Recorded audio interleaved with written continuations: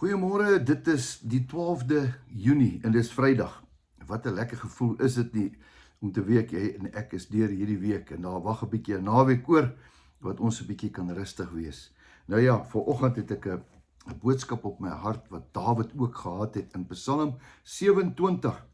En hy sê die Here is my lig en my heil. Jy ken hom so goed van kindsdae af, is dit nie? Ek gaan hom net vir jou lees uit die ou vertaling. Die Here is my lig en my heil. Wat beteken dit? Hy is die lig. Daar waar hy is dit nie donker nie. Daar is dit altyd, kan ek alles om my sien. Ek voel veilig. En my heil, vir wie sou ek vrees? Die Here is my toevlug in my lewe, vir wie sou ek vervaard wees?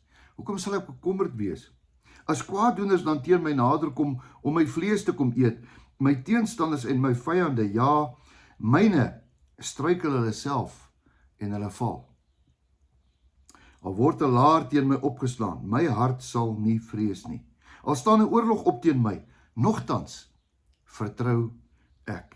Een ding het ek van die Here af begeer, dat ek dit sal soek, dat ek al die dae van my lewe mag woon in die huis van die Here, om die lieflikheid van die Here te aanskou en te ondersoek in sy tempel.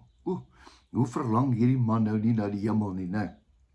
Want hy steek my weg in sy hut in die dag van onheil, hy verberg my in die skuilplek van sy tent, hy verhef my op 'n rots, en nou sal my hoof altyd hoog wees bo my vyande rondom my, en ek sal wil in sy tent offerandes offer saam met die trompet geklank, en ek wil sing, ja, 'n psalm sing tot eer van die Here. Hoor, o Here, ek roep luid, en wees my genadig en antwoord my. Van u sê my hart, soek my aangesig, ek soek u aangesig, o Here. Verberg u aangesig nie van my nie, wys nie u knegt af in die toorn nie. U was my hulp, verstoot en verlaat my die God van my heil. Want my vader en my moeder het my verlaat, maar die Here sal my altyd aanneem. Wat 'n mooi verhaal, is dit nie so nie? Nou ja, Dawid praat hier nog van 'n knegt, dat hy nog 'n knegt was. Die hele Ou Testament was almal knegte. En Jesus kom maak ons seuns en dogters, kinders van God. Is dit nie wonderlik nie? Groot verskil. Vanmôre wil ek ook dankie sê vir die Here. Dankie dat hy my rots is, dankie dat hy my lig is, dankie dat hy my heil is.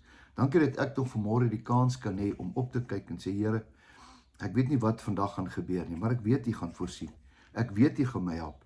Ek weet u sal reeds in al my behoeftes voorsien. En ek wil net dankie sê. Geloof is om dankie te sê vir goed wat jy nie weet nie. Asof jy dit weet. Hoekom? Want God is getrou. Hy is getrou in sy woord. Hy is getrou in sy beloftes. Staan net daarop elke dag van jou lewe. Gaan ek vanmôre saam met jou bid en jy saam met my bid, dat die Here jou sal bewaar en beskerm en alles wat jy sal doen. Here, dankie dat ons na u toe kan kom, dat u ons pappa is. Dankie dat ons by u kan skuil. U is ons lig in die donkerte. Here, u beskerm ons. Here, die engele is om ons.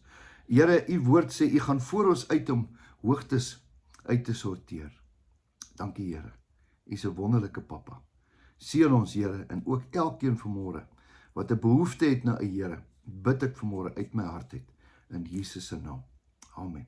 Geseënde, fantastiese, wonderlike naweek vir jou. Moet nooit vergeet hoe hierdie Jesus jou lief gehad het, dat hy sy lewe gegee het op daai kruis vir jou nie. En tweedens, moet altyd onthou dat jou beste voor lê. Totsiens, tot 'n volgende keer.